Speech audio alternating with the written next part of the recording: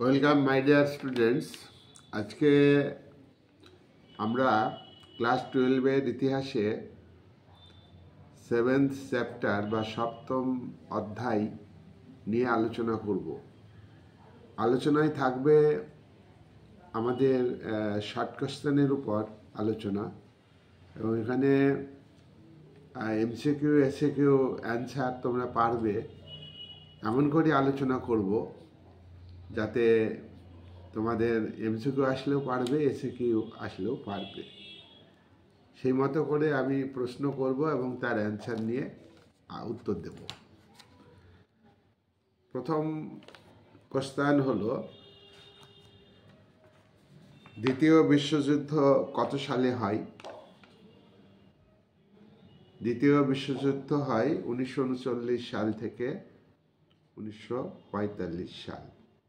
অর্থাৎ এই যুদ্ধ শুরু হয় 1945 সালে এবং শেষ হয় 1939 সালে শুরু হয় এবং 1945 সালে শেষ হয়। দ্বিতীয় মহাযুদ্ধ কে শুরু করেন?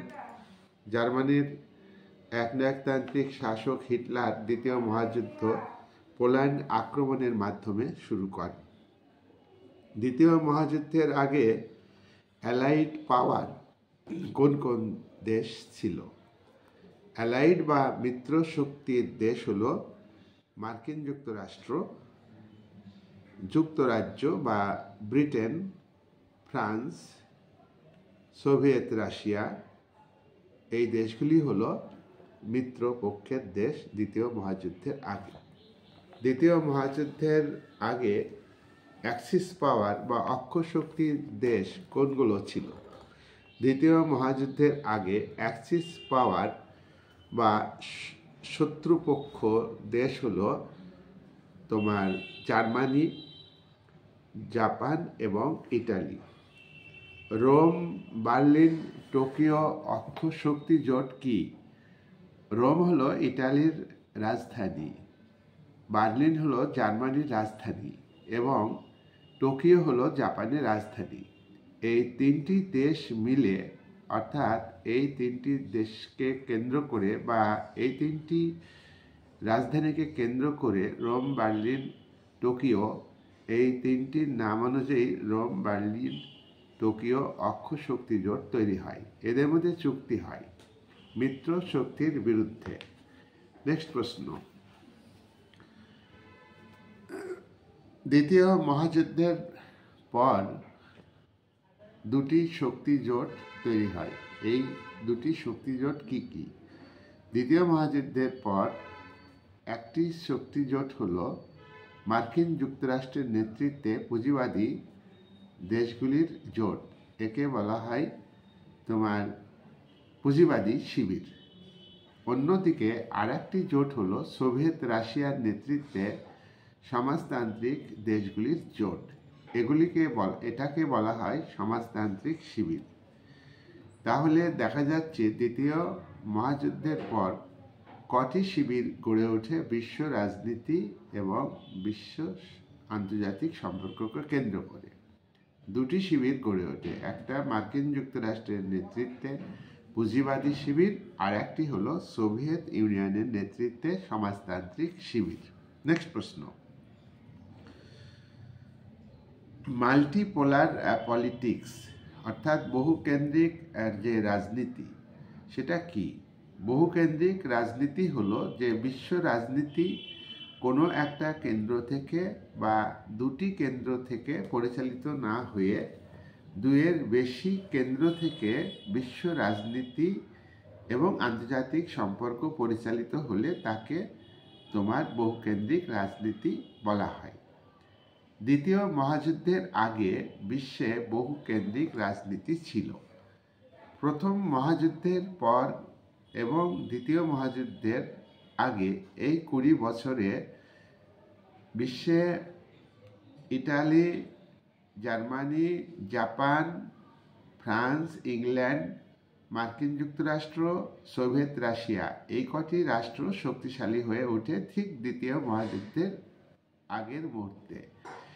এই যে রাজনীতি, এখানে কোনো রাষ্ট্রই কোনো রাষ্ট্রকে পরোয়া করতো না, অন্য রাষ্ট্রকে পরোয়া করতো না, নিজভাবে নিজের পররাষ্ট্র নীতিকে নির্ধারণ করত। কোনো শক্তি জোট এখানে কাজ করেনি, বা এই কটি দেশ অন্য দেশের শক্তিকে বা সামরিক শক্তিকে, কর্তৃত্বকে মেনে চলেনি। এই জন্য এই সময় রাজনীতি হলো বহুকেন্দ্রিক রাজনীতি। নেক্সট প্রশ্ন, দ্বিতীয় মহাযুদ্ধের পর তোমার বহুকেন্দ্রিক রাজনীতি ভেঙে যাওয়ার কারণ কি? দ্বিতীয় মহাযুদ্ধের পর দুটি মেরু সৃষ্টি হয়। একদিকে সমাজতান্ত্রিক দেশগুলির নেতৃত্ব দেয় সোভিয়েত রাশিয়া, অন্যদিকে পুঁজিবাদী দেশগুলির নেতৃত্ব দেয় মার্কিন যুক্তরাষ্ট্র। এই দুটি শিবির গড়ে ওঠে। এখানে অন্যান্য যে শক্তি ছিল দ্বিতীয় মহাযুদ্ধের আগে, জাপান, জার্মান এবং ইটালি, এই তিন অক্ষশক্তি এরা শক্তিশালী ছিল, কিন্তু দ্বিতীয় মহাযুদ্ধে প্রথম দিকে জয়লাভ করলেও শেষ পর্যন্ত এই তিনটি দেশ পরাজিত হয়ে ধ্বংস হয়ে যায়, এদের শক্তি দুর্বল হয়ে পড়ে। অন্যদিকে জার্মানির রাষ্ট্রনায়ক হিটলারের মুহুর্মুহু একাধিক আক্রমণে ফ্রান্স ধূলিসাৎ হয়ে যায় এবং ইংল্যান্ডের সামরিক শক্তি ও অর্থনৈতিক শক্তি দুর্বল হয়ে পড়ে। থাকলে এবার মার্কিন যুক্তরাষ্ট্র এবং সোভিয়েত ইউনিয়ন। সোভিয়েত ইউনিয়নের দ্বিতীয় মহাযুদ্ধে প্রথমে হিটলারের আক্রমণকে প্রতিহত করতে বিশাল সমস্যায় পড়ে এবং ক্ষতিও হয়, কিন্তু শেষ পর্যন্ত সোভিয়েত ইউনিয়ন হিটলারের বাহিনীকে পরাজিত করে এবং সোভিয়েত ইউনিয়ন দ্বিতীয় মহাযুদ্ধের সময় একাধিক দেশে কমিউনিস্ট আন্দোলনকে সমর্থন জানিয়ে সেই সব দেশে তোমার সমাজতন্ত্র কায়েম করেছে। অর্থাৎ সোভিয়েত ইউনিয়নের ক্ষেত্রে দেখা যায় যে সোভিয়েত ইউনিয়নের দ্বিতীয় মহাযুদ্ধে যেমন ক্ষতি হয়েছে তেমনি লাভ হয়েছে বেশি। অন্যদিকে মার্কিন যুক্তরাষ্ট্র দ্বিতীয় মহাযুদ্ধে পরমাণু বোমা আবিষ্কার করে। 1945 সালে পরমাণু বোমা জাপানের নাগাসাকি এবং হিরোশিমাতে বর্ষণ করে এবং জাপানকে পরাজিত করে। জাপান দ্বিতীয় মহাযুদ্ধে আত্মসমর্পণ করলে তার সঙ্গে সঙ্গে ইটালি এবং জার্মানি আত্মসমর্পণ করতে বাধ্য হয়। তাই দ্বিতীয় মহাযুদ্ধের পরে সুপার পাওয়ার স্টেট হিসাবে আমেরিকার আবির্ভাব ঘটে। এই যে দুটি সুপার পাওয়ার স্টেট, মহাশক্তিধর রাষ্ট্র, তাই সোভিয়েত ইউনিয়নকে মহাশক্তিধর রাষ্ট্র বলা হয় এবং মার্কিন যুক্তরাষ্ট্রকেও মহাশক্তিধর রাষ্ট্র বলা হয় দ্বিতীয় মহাযুদ্ধের সময়। নেক্সট প্রশ্ন, দ্বিমেরুবাদ রাজনীতি কি? দ্বিমেরুবাদ রাজনীতি হলো দ্বিতীয় মহাযুদ্ধের পর একদিকে সোভিয়েত ইউনিয়ন সমাজতান্ত্রিক দেশগুলির নেতৃত্ব দেয়, অন্যদিকে মার্কিন যুক্তরাষ্ট্র পশ্চিমের পুঁজিবাদী দেশগুলিকে নেতৃত্ব দেয়। পৃথিবী প্রায় এই দুটি শিবিরে, একদিকে মার্কিন যুক্তরাষ্ট্র, অন্যদিকে সোভিয়েত ইউনিয়ন, এই দুই শিবিরে ভাগ হয়ে যায়। এই রাজনীতিকে বলা হয় দ্বিমেরুবাদ রাজনীতি। নেক্সট প্রশ্ন, দ্বিমেরুবাদ রাজনীতিকে কেন্দ্র করে কোন পরিস্থিতি সৃষ্টি হয়? দ্বিমেরুবাদ রাজনীতিকে কেন্দ্র করে ঠান্ডা যুদ্ধের আবহাওয়া তৈরি হয়, ঠান্ডা যুদ্ধের পরিস্থিতি তৈরি হয়। ঠান্ডা যুদ্ধ এই কথাটি কে প্রথম ব্যবহার করেন? ওয়াল্টার লিপম্যান ঠান্ডা যুদ্ধ কথাটি প্রথম ব্যবহার করেন। তবে ঠান্ডা যুদ্ধ কথাটি একটি বইয়ে লিখেছিলেন, তিনি হলেন তোমার বার্নার্ড বারুস। কিন্তু ঠান্ডা যুদ্ধ কথাটি প্রথম ব্যবহার করেছেন ওয়াল্টার লিপম্যান। কোল্ড ওয়ার, এই যে দি কোল্ড ওয়ার, এই গ্রন্থটা কে লিখেছেন? Walter Lippmann. শ্যাডো ওয়ার কি? শ্যাডো ওয়ার হলো সোভিয়েত ইউনিয়ন এবং মার্কিন যুক্তরাষ্ট্রের মধ্যে ঠান্ডা যুদ্ধ দেখা দিলেও তারা সরাসরিভাবে কোনো পক্ষ অবলম্বন করে যুদ্ধে লিপ্ত হয়নি। তারা আড়ালে থেকে তাদের ছায়া যুদ্ধের পরিবেশ তৈরি করেছে, বা কোনো দুটি শক্তির মধ্যে, দুটি পক্ষের মধ্যে বিরোধ বা যুদ্ধ হলেও আমেরিকা এবং সোভিয়েত ইউনিয়ন সরাসরি তারা সামনাসামনি হয়নি, তাই উভয়ের মধ্যে যে উভয়ের ছায়া হিসাবে অন্য দুই শক্তি যুদ্ধ করেছে এবং তারা বিরোধী লিপ্ত হয়েছে, এই জন্য এটাকে শ্যাডো বা ছায়াযুদ্ধ বলা হয়। নেক্সট প্রশ্ন, প্রক্সি যুদ্ধ কাকে বলা হয়? ঠান্ডা যুদ্ধকে কেন্দ্র করে উভয় দেশ, মার্কিন যুক্তরাষ্ট্র একদিকে, অন্যদিকে সোভিয়েত ইউনিয়ন, তারা তাদের পক্ষ হয়ে অন্য দুই শক্তি বিরোধে লিপ্ত হলে তাদের মধ্যে যে যুদ্ধ হয় সেটাকে প্রক্সি যুদ্ধ বলা হয়। নেক্সট প্রশ্ন, ঠান্ডা যুদ্ধ কি? ঠান্ডা যুদ্ধ হলো দ্বিতীয় মহাযুদ্ধের পর মার্কিন যুক্তরাষ্ট্রের সঙ্গে অন্যদিকে সোভিয়েত ইউনিয়ন উভয়ের মধ্যে যে পরিস্থিতি তৈরি হয়, যুদ্ধও নয়, শান্তিও নয়, চরম উত্তেজনাময় পরিস্থিতি, এবং দুই শক্তি একে অপরের প্রতি অবিশ্বাস করে, বিদ্বেষ পোষণ করে, এই যে পরিস্থিতি বিশ্ব রাজনীতিতে, একেই বলা হয় ঠান্ডা যুদ্ধ। নেক্সট প্রশ্ন, ঠান্ডা যুদ্ধের দুটি কারণ বলো। ঠান্ডা যুদ্ধ হলো যে দুটি শক্তি জোট, একদিকে মার্কিন যুক্তরাষ্ট্র, অন্যদিকে সোভিয়েত ইউনিয়নের সমাজতান্ত্রিক জোট, এই দুটি জোটই হলো গড়ে ওঠা হলো ঠান্ডা যুদ্ধের একটা কারণ। নাম্বার 2, মার্কিন যুক্তরাষ্ট্র পুঁজিবাদী শিবিরের নেতৃত্ব দিয়েছে। মার্কিন যুক্তরাষ্ট্র এবং তার অনুগামী দেশগুলি উদারনৈতিক গণতান্ত্রিক শাসন ব্যবস্থাকে বিশ্বাস করে বা গণতন্ত্রকে বিশ্বাস করে। অন্যদিকে সোভিয়েত ইউনিয়ন এবং তার অনুগামী দেশগুলি মার্ক্সবাদ লেনিনবাদকে বিশ্বাস করে এবং তারা সমাজতান্ত্রিক ব্যবস্থাকে সমর্থন করে। তাই সমাজতন্ত্র এবং গণতান্ত্রিক শাসন ব্যবস্থা উভয়ের মধ্যে একটা মতাদর্শগত সংঘর্ষ দেখা দেয়। এটা একটা ঠান্ডা যুদ্ধের কারণ হিসেবে উল্লেখ করা যায়। 3 নাম্বার ঠান্ডা যুদ্ধের কারণ হলো যে মিলিটারি পাওয়ার, সোভিয়েত রাশিয়ার সামরিক শক্তি বৃদ্ধি পেয়েছে, অন্যদিকে মার্কিন যুক্তরাষ্ট্র পরমাণু বোমা তৈরি করেছে, তার সামরিক শক্তি বৃদ্ধি পেয়েছে, একথা বলার অপেক্ষা রাখে না। তাই সামরিক শক্তি বৃদ্ধি ঠান্ডা যুদ্ধের একটা অন্যতম কারণ। নেক্সট প্রশ্ন, ঠান্ডা যুদ্ধের মতাদর্শগত সংজ্ঞা দাও। ঠান্ডা যুদ্ধের মতাদর্শগত সংজ্ঞা হলো যে মার্কিন যুক্তরাষ্ট্র পুঁজিবাদী উদারনৈতিক গণতান্ত্রিক মতাদর্শকে বিশ্বাস করে, অন্যদিকে সোভিয়েত ইউনিয়ন মার্ক্সবাদ লেনিনবাদ, এই মার্ক্সবাদের উপর ভিত্তি করে সে দেশের সমাজতান্ত্রিক সমাজ ব্যবস্থা গড়ে উঠেছে। তাই মার্ক্সবাদকে তারা বিশ্বাস করে এবং পুঁজিবাদকে তারা ধ্বংস করতে চায়। অন্যদিকে মার্কিন যুক্তরাষ্ট্র পুঁজিবাদী ব্যবস্থাকে টিকিয়ে রাখতে চায়, প্রসারিত করতে চায়, অন্যদিকে সমাজতান্ত্রিক ব্যবস্থাকে, মার্ক্সবাদকে ধ্বংস করতে চায়। এইটাই হলো উভয়ের মধ্যে যে যুদ্ধ, মতাদর্শগত যুদ্ধ, একেই বলা হয় ঠান্ডা যুদ্ধের মতাদর্শগত যুদ্ধ। নেক্সট প্রশ্ন, মর্গেনথাউ বলেছেন যে ঠান্ডা যুদ্ধের বাস্তববাদী সংজ্ঞা। ঠান্ডা যুদ্ধের বাস্তববাদী সংজ্ঞার ক্ষেত্রে মর্গেনথাউ বলেছেন যে আন্তর্জাতিক সম্পর্ক এবং আন্তর্জাতিক রাজনীতি বাস্তবকে কেন্দ্র করে পরিচালিত হয়। উভয় শিবিরের মধ্যে, উভয় শক্তির মধ্যে পাওয়ার বৃদ্ধি অর্থাৎ সামরিক শক্তি বৃদ্ধি এটা একটা বাস্তব কারণ, এবং উভয় শিবির সামরিক শক্তি বৃদ্ধির মধ্য দিয়ে নিজের যে মতাদর্শ, সোভিয়েত ইউনিয়ন মার্ক্সবাদ লেনিনবাদকে প্রতিষ্ঠিত করতে চায়, বিশ্বব্যাপী সম্প্রসারিত করতে চায় স্ট্যালিনের নেতৃত্বে, অন্যদিকে মার্কিন যুক্তরাষ্ট্র এই সমাজতান্ত্রিক আদর্শকে, মার্ক্সবাদ আদর্শকে প্রতিরোধ করতে চায়। তাই এটা হলো বাস্তব সঙ্গত সারণ। এছাড়া প্রত্যেকটা রাষ্ট্রই পাওয়ারকে গুরুত্ব দেয়, ন্যাশনাল পাওয়ারকে, ন্যাশনাল ইন্টারেস্টকে গুরুত্ব দেয়।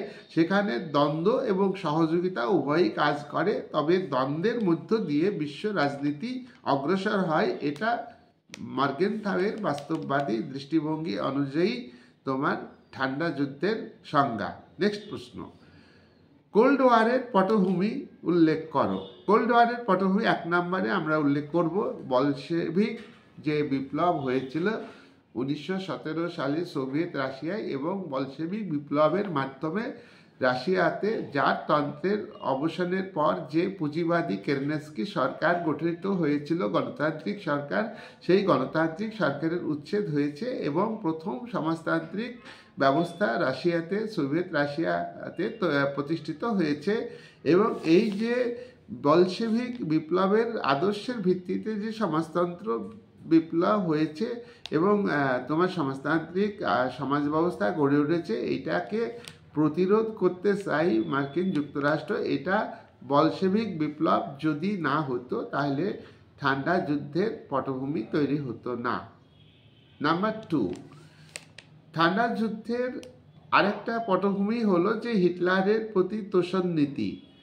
আমরা লক্ষ্য করেছি দ্বিতীয় মহাযুদ্ধের আগে, প্রথম মহাযুদ্ধের পর ফ্রান্স জার্মানির উপর অন্যায়ভাবে ভার্সাই চুক্তিকে চাপিয়ে দিয়েছিল এবং ফ্রান্স চেষ্টা করেছিল যে ইংল্যান্ড বা ব্রিটেনকে সঙ্গে নিয়ে হিটলার যখন পাওয়ারে আসে এবং হিটলার লীগ অফ নেশনসের সদস্যপদ ত্যাগ করে, লীগ অফ নেশনের নিরস্ত্রীকরণ নীতিকে ত্যাগ করে সামরিক শক্তি বৃদ্ধি করে এবং তার অর্থনৈতিক সমৃদ্ধি করে এবং অন্য দেশের উপর সাম্রাজ্যবাদী নীতি গ্রহণ করে ইথিওপিয়া দখল করে নেয়, তখন ইংল্যান্ডকে ফ্রান্স সঙ্গ নিতে চেয়েছিল। ইংল্যান্ড রাজি হয়নি।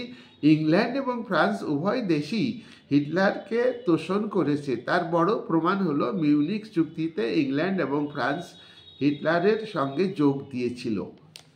এটা একটা ঠান্ডা যুদ্ধের পটভূমি তৈরি করেছিল। নেক্সট প্রশ্ন, ট্রুম্যান কে? ট্রুম্যান মার্কিন যুক্তরাষ্ট্রের রাষ্ট্রপতি। রুজভেল্ট দ্বিতীয় মহাযুদ্ধের সময় রাষ্ট্রপতি ছিলেন। দ্বিতীয় মহাযুদ্ধের পর 1945 সালে রুজভেল্ট মারা গেলে ট্রুম্যান রাষ্ট্রপতি হন। ট্রুম্যান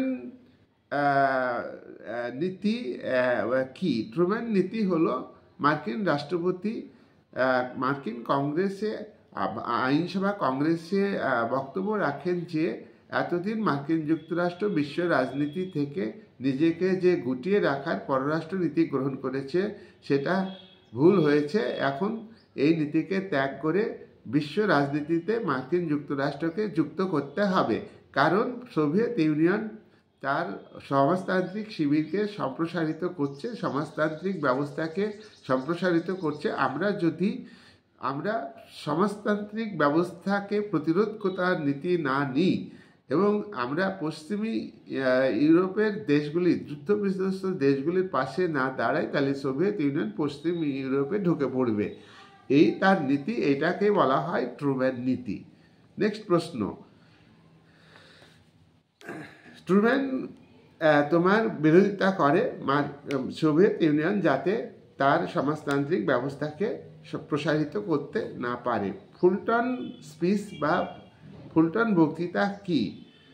মার্কিন যুক্তরাষ্ট্রের ফুলটন ওয়েস্ট মিনিস্টার কলেজে ব্রিটেনের প্রধানমন্ত্রী উইনস্টন চার্চিল তিনি একটি ভাষণ দিয়েছিলেন 1946 সালে, যে সোভিয়েত ইউনিয়নকে তোমার প্রতিরোধ করতে গেলে এখনই সিদ্ধান্ত নিতে হবে মার্কিন যুক্তরাষ্ট্রকে। এখন যদি মার্কিন যুক্তরাষ্ট্র সোভিয়েতকে সম্প্রসারণ রোধ করার জন্য ব্যবস্থা না নেয় তাহলে সেটা ভুল হবে। অর্থাৎ ফুলটন বক্তৃতাতে মার্কিন যুক্তরাষ্ট্রের রাষ্ট্রপতি ট্রুম্যানকে সতর্ক করে দেন। নেক্সট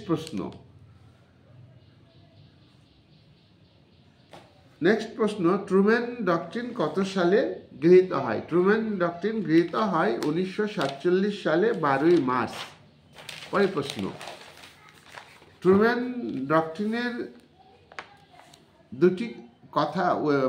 দুটি শর্ত উল্লেখ করো। ট্রুম্যান ডক্ট্রিনের শর্ত হলো যে ইংল্যান্ড, ফ্রান্স, জার্মানি এই সমস্ত যুদ্ধ বিধ্বস্ত অঞ্চল, এদের পাশে যদি দাঁড়ানো না যায় তাহলে সোভিয়েত ইউনিয়ন এই সমস্ত দেশের উপর আধিপত্য বিস্তার করবে। সেই জন্য ট্রুম্যান নীতিতে তিনি মার্কিন যুক্তরাষ্ট্রকে বিশ্ব রাজনীতির সঙ্গে যুক্ত করতে চেয়েছিলেন। নেক্সট, মার্কিন যুক্তরাষ্ট্রের বণিক এবং শিল্পপতিরা ট্রুম্যানকে চাপ সৃষ্টি করেছিলেন। নাম্বার 3, ট্রুম্যান নীতির আরেকটা শর্ত হলো যে বিদেশি বাজার দখল করতে হবে, মার্কিন যুক্তরাষ্ট্রকে বিশ্ব রাজনীতি থেকে দূরে সরিয়ে না রেখে বিদেশের বাজার দখলের চেষ্টা করতে হবে। মার্শাল প্ল্যান কি?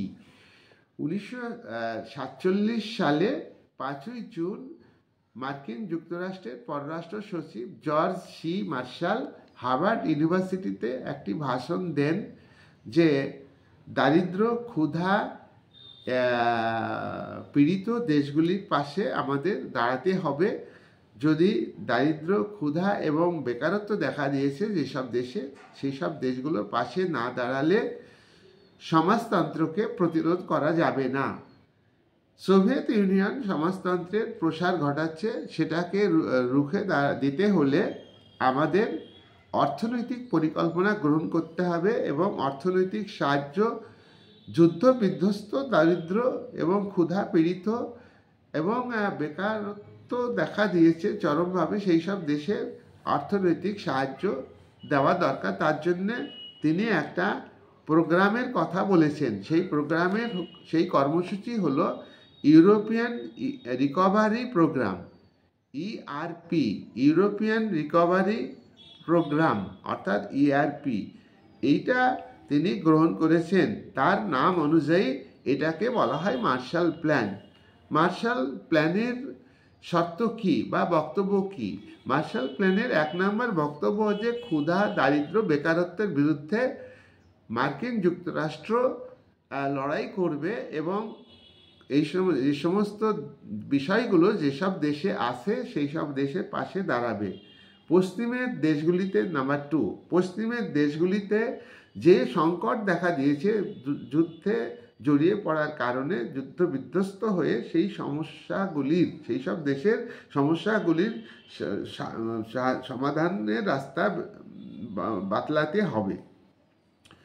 3 নম্বর হলো যে যুদ্ধবিধ্বস্ত, দরিদ্র, ক্ষুধা পীড়িত দেশ, সেই সব দেশে আমাদের অর্থ সাহায্য করতে হবে। মার্শাল প্ল্যানের 2টি কারণ বলো। মার্শাল প্ল্যানের 2টি কারণ হলো যে ইকোনমিক্যাল ক্রাইসিস, ওয়েস্টার্ন কান্ট্রিগুলিতে যে ইকোনমিক্যাল ক্রাইসিস দেখা দিয়েছে, সেই ক্রাইসিস কিন্তু মার্শাল প্ল্যানের একটা কারণ। নাম্বার 2, সোভিয়েত ইউনিয়নের নেতৃত্বে যেভাবে সমাজতান্ত্রিক ব্যবস্থা সম্প্রসারিত হচ্ছে, পূর্ব ইউরোপের একাধিক দেশে সোভিয়েত ইউনিয়নের নেতৃত্বে সমাজতান্ত্রিক ব্যবস্থা চালু হয়েছে, সেসব দেশে যে পুঁজিবাদী ব্যবস্থা ছিল তার পতন ঘটেছে। তাই এটাকে রোধ করতে গেলে মার্শাল তিনি যে প্রোগ্রাম করেছিলেন আর্থিক সাহায্য দানের, পুঁজিবাদী দেশগুলোর কাছে আর্থিক সাহায্য দান করতে হবে, এটাই হচ্ছে মার্শাল প্ল্যানের আর একটি কারণ। আর একটা হলো যে জোট গঠনও হচ্ছে মার্শাল প্ল্যানের আর একটি কারণ। পশ্চিমী দেশগুলির মধ্যে মার্কিন যুক্তরাষ্ট্রের নেতৃত্বে জোট গঠন করতে হবে। মার্কিন যুক্তরাষ্ট্র মার্শাল প্ল্যানের মাধ্যমে কত পরিমাণ ডলার সাহায্য করেছিলেন? 1947 সালে মার্শাল প্ল্যানকে বাস্তবে রূপায়িত করার জন্য $13 বিলিয়ন সাহায্য করেছিলেন। এই যে মার্শাল প্ল্যান কোন কোন দেশকে মার্কিন যুক্তরাষ্ট্র অর্থনৈতিক সাহায্য করেছিল? ব্রিটেনকে অর্থনৈতিক সাহায্য করেছিল, ফ্রান্সকে, বেলজিয়ামকে, তুরস্ককে আর্থিক সাহায্য করেছিল, জার্মানিকে আর্থিক সাহায্য করেছিল। নেক্সট প্রশ্ন, মার্শাল প্ল্যানের ফলে কি হয়েছিল? মার্শাল প্ল্যানের ফলে পশ্চিম ইউরোপের যুদ্ধ বিধ্বস্ত দেশগুলির কি হয়েছে? তাদের উন্নতি হয়েছে, আর্থিক উন্নতি হয়েছে। নাম্বার 2, মার্কিন যুক্তরাষ্ট্রের বাণিজ্যের প্রসার ঘটেছে। নাম্বার 3, মার্শাল প্ল্যানের ফলে সোশ্যালিজমের প্রতিরোধ সম্ভব হয়েছে। মার্শাল প্ল্যানের ফলে কিন্তু ঠান্ডা যুদ্ধের পরিবেশ বৃদ্ধি পেয়েছে। নেক্সট প্রশ্ন, কতগুলি মিলিটারি অ্যালায়েন্সের কথা এবার আমরা উল্লেখ করব। ন্যাটো কি? ন্যাটোর পুরো নাম হচ্ছে north Atlantic treaty organization. NATO কবে গঠিত হয়েছে? 1949 সালের 4 এপ্রিল। ন্যাটো কোন দেশের নেতৃত্বে গড়ে উঠেছে, কোথায় গড়ে উঠেছে? ন্যাটো মার্কিন যুক্তরাষ্ট্রের নেতৃত্বে মার্কিন যুক্তরাষ্ট্রের ওয়াশিংটনে গড়ে উঠেছে। ন্যাটোতে কটি দেশ প্রথমে অংশ নিয়েছিল? ন্যাটোতে 12টি দেশ অংশ নিয়েছিল। ন্যাটোর কয়েকটা দেশের নাম উল্লেখ করো। যুক্তরাজ্য অর্থাৎ Britain, Canada, Netherland, Italy, Portugal. বর্তমানে ন্যাটোর সদস্য সংখ্যা 31। সিয়াটো কি? সিয়াটো একটা সামরিক শক্তি জোট। সিয়াটো 1954 সালে গড়ে ওঠে। সিয়াটোর ফুল ফর্ম কি? South east Asia treaty organization. South east Asia treaty organization. এই সিয়াটোতে কোন কোন দেশ যোগ দিয়েছিল? সিয়াটো মার্কিন যুক্তরাষ্ট্র, Britain, France, Australia, New Zealand, Pakistan প্রভৃতি দেশ সিয়াটো জোটে যোগ দিয়েছিল। নেক্সট প্রশ্ন, সেন্টো কি? সেন্টো 1955 সালে গঠিত হয়। সেন্টো হলো এটাও একটা সামরিক জোট। মিডল ইস্ট তোমার মেডো গঠিত হয় প্রথমে। মেডোটা কি? MEDO full MEDO। মেডোর ফুল ফর্ম হচ্ছে Middle East Defence Organisation. Middle East Defence Organisation. এটার নাম হয়েছে পরে তোমার সেন্ট্রাল ট্রিটি অর্গানাইজেশন, অর্থাৎ সেন্টো, CENTO। তাহলে এটাও একটা সামরিক জোট। নেক্সট প্রশ্ন, ওয়ারশো চুক্তি কত সালে হয়? ওয়ারশো চুক্তি হয় 1955 সালে। ওয়ারশো চুক্তি কোন দেশ এর নেতৃত্বে গড়ে ওঠে? ওয়ারশো চুক্তি গড়ে ওঠে তোমার সোভিয়েত ইউনিয়নের নেতৃত্বে। যাই হোক, এই চ্যাপ্টারে আরও শর্ট কোয়েশ্চেন আছে অনেক, আমি পরে ভিডিওতে আলোচনা করব। এই বলে আজকের ভিডিওর আলোচনা শেষ করছি।